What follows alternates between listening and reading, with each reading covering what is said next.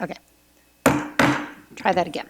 Okay, we're going to go ahead and call the meeting of the State Allocation Board to order. The time is 4:06. At this time, this meeting is being held in person at the East End Complex Auditorium, located at 1500 Capitol Avenue in Sacramento, California, 95814, as well as from several additional locations noted in the meeting agenda and notice for anyone that would like to provide public comment in person. This meeting is also being conducted by way of Zoom meeting for members of the public that would like to participate remotely. In order for this meeting to run efficiently for those participating remotely, please note the following guidelines. All attendees will be muted during the meeting. If any member of the public would like to make a comment, please use the raise hand feature in the Zoom meeting interface. I will call your name at the appropriate time, and OPSC staff will request to unmute you. If you are calling into the meeting and not using a computer or the Zoom application on a mobile device, you will be unable to provide public comment. Ms. Jones, will you please call the roll, noting any members joining us from a remote location? Certainly. Senator Laird? Senator Perez? Senator Choi? Assemblymember Murasucci? Here. And that is a teleconference location. Assemblymember Davies? Assemblymember Quirk Silva? Here. And that is a teleconference location. Juan Morales? Here. Jeremy Smith? Here. Jennifer Osborne? Here. Michelle Perrault? Here. And we have a quorum. Thank you so very much. Just to note, there will not be a closed session at today's meeting.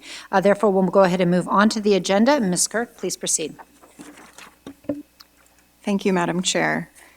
The minutes from the April 23rd, 2025 State Allocation Board meeting are on stamped pages 1 through 11 of today's agenda. I'm happy to address any questions and request that the board approve the meeting minutes. Thank you so much. Are there any comments or questions from the board on the meeting minutes? Okay, seeing none. Are there any comments or questions from the public on the meeting minutes? Okay, seeing none. Is there a motion to approve the minutes? Motion to approve. We'll go ahead and move by Assemblymember Quirk Silva, seconded by Mr. Smith. If you could please go ahead and call the roll. Assemblymember Murasucci? Aye. Murasucci, aye. Assemblymember Quirk Silva? Aye. Quirk Silva, aye. Juan Morales? Aye. Morales, aye. Jeremy Smith? Aye. Smith, aye. Jennifer Osborne? Aye. Osborne, aye. Michelle Perrault? Aye. Perrault, aye. And that motion carries. Okay, thank you so much. We're going to go ahead now and move on to the executive officer statement. Ms. Kirk? Thank you, Madam Chair. Today's executive officer statement is on stamped pages 12 and 13 of today's agenda. I have several updates at this time for the board. Firstly, on May 14th, 2025, Governor Newsom introduced the May revision to his January 2025 governor's budget proposal. There are several proposals in the May revision that are of interest to the board and the Office of Public School Construction. Firstly, the May revision proposes to redirect $177.5 million in remaining general fund money that was previously appropriated in the 2023 Budget Act for school facility program projects back to the state's general fund due to a projected state budget shortfall in the upcoming fiscal year. At the February 2025 State Allocation Board meeting, the board had taken action to reserve these funds to support the ability to consider providing direct apportionments to school districts that were directly impacted by the January 2025 wildfires if they submitted requests for disaster assistance funding by August 31st, 2025. The board had also specified any amount remaining after that time would be available for other school facility program projects through the end of the calendar year. To date, OPSC has not yet received applications for disaster assistance funding from those school districts that were directly impacted by the January 2025 wildfires. If the May revision proposal is ultimately included in the enacted state budget, these funds would no longer be available for school facility program projects. However, we do note that Proposition 2 Bond Authority is available to support requests both for disaster assistance funding as well as additional school facility program projects. The May revision also includes proposed trailer bill language that would restore the board's authority to provide existing excessive cost hardship grants that are in school facility program regulations. That proposed trailer bill language does include a retroactive provision that would make it applicable to applications submitted on or after October 31st, 2024. Additionally, the May revision includes a proposal for $50,000 one-time general fund for administrative costs for the Office of Public School Construction to implement recommendations from the California State Auditor's Office to engage in the stakeholder process and update the facility inspection tool.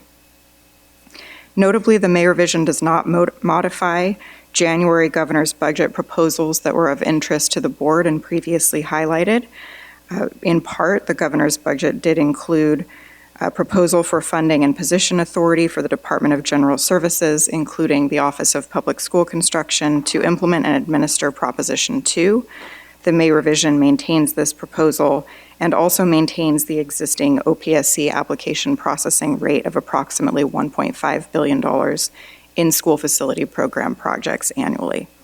All of these proposals are still subject to change during the remainder of the budget development process, and I look forward to providing an update once there is an enacted budget.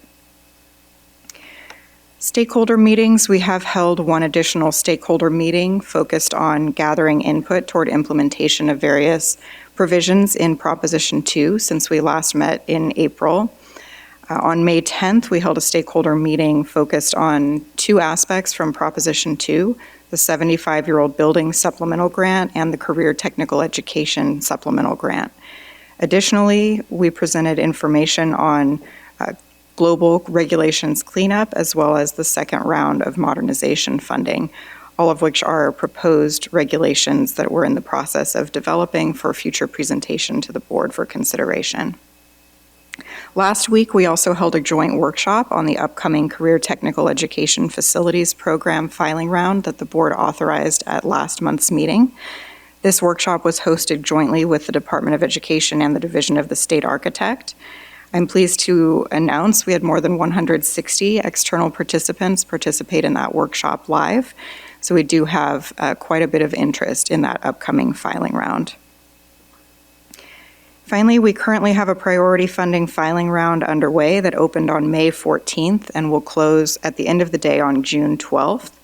This filing period is the first opportunity for applicants that received an unfunded approval from Proposition 2 Bond Authority, including any unfunded approvals that the board may approve today as part of the consent agenda, to request apportionments from an upcoming statewide general obligation bond sale anticipated in the fall. School districts wishing to participate in this process have the opportunity through June 12th to submit a request to convert their unfunded approval to an apportionment and certify that they can meet fund release requirements within 90 days from the date of an apportionment. We encourage applicants to submit those requests through our electronic OPSC online system. Our next meeting is scheduled for Wednesday, June 25th. I'm pleased to address any questions. Thank you. Thank you. Any questions, Assemblymember Kirk-Silva? I'm looking at page 12, and it says the May revision proposes to redirect $177.5 million. I'm actually one of the budget chairs, but not under education, so this is a big surprise. I'm just wanting to get some context because obviously the short time I've been on this board, we've heard about some of the fires that happened. I think it was Paradise or others, and how long it's taken to actually get these facilities rebuilt. So if you can comment on that and what kind of impact, and is there anything that happened in the budget subcommittee that might try to retain it, or any efforts on trying to get legislative members to understand this, because I think this would be quite an impact, especially obviously with the fires that we've just had. Thank you, Assemblymember, for the question. You are correct. The May revision does propose to redirect the remaining general fund that was previously appropriated for the school facility program back due to the anticipated state budget shortfall. We do have Proposition 2 Bond Authority that is available and can support any funding applications that we may receive from the school districts that were impacted by the January 2025 wildfires if they do come in with requests for assistance under disaster or requesting assistance under Proposition 2's new authority for disaster assistance. The main difference would be really one of timing. We will prioritize any applications for disaster assistance that we receive. So OPSC remains committed to ensuring that we prioritize those requests for assistance in bringing them forward to the State Allocation Board as expeditiously as possible for consideration. And then also, as we receive potentially in the future applications from impacted districts that are looking perhaps in the longer term toward rebuilding and repair of school facilities that were damaged or destroyed in the fires, those are also prioritized under our existing regulations and practices. The difference really is that without general fund, if we don't end up having that in the enacted state budget, the board's ability would be to provide unfunded approvals, and the districts would participate in the existing priority funding process in order to have the unfunded approval converted to an apportionment as funds become available from state bond sales. So it ends up being a little bit more time in terms of the access to the actual fund release and cash proceeds, but the actual processing and bringing forward consideration of a request remains expedited and takes first priority among our workload. All right, I understand. It's just that seems like a huge amount of money to take out of the budget. And then is this a loan to the general fund, or is it just removed from this budget? Our understanding from the May revision proposal is that it is removed, that it does propose to remove and permanently redirect that funding back to the state's general fund. And I apologize, and I realized in your first question, you also asked about any budget subcommittee actions. We have had budget subcommittee hearings last week in which the education subcommittees heard this proposal. No actions have been taken yet to date on the proposal. Thank you. Great, thank you. Any other questions from members? Okay, seeing none, are there any questions from the public on this item? Okay, we have no comments from the public. This is not an action item, so we'll go ahead and move on now to our consent agenda. Ms. Kirk? Thank you, Madam Chair. Today's consent agenda is on stamped pages 15 through 217 of the agenda. I'm pleased to address any questions the board may have, and I request that the board approve the consent agenda. Thank you so much. Are there any comments or questions from the board on the consent agenda? Okay.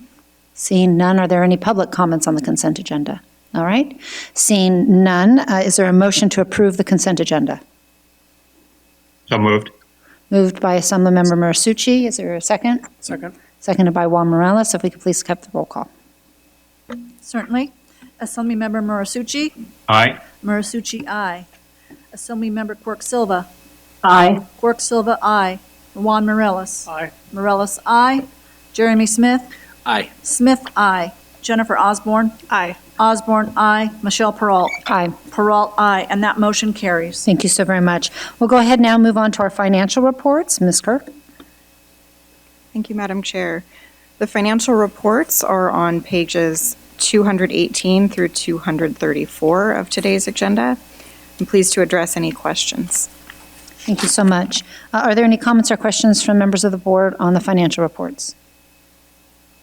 Seeing none, are there any public comments? Okay, seeing none, this is not an action item, so we'll go ahead and move on to our last item, which is reports, discussion, and information item. Ms. Kirk, anything? Thank you, Madam Chair. The reports, discussion, and information items are on stamped pages 235 through 280 of today's agenda. I'm pleased to address any questions. Great. Are any comments or questions on the reports, discussion, or information items presented in the agenda? Seeing none from the board, are there any public comments? Okay, seeing none, this is not an action item, so we'll go ahead and just check if there are any other last public comments on items not agendized today. No public comments, okay. Well, with that, we will go ahead and adjourn at 4:20. Thank you all for joining, appreciate it.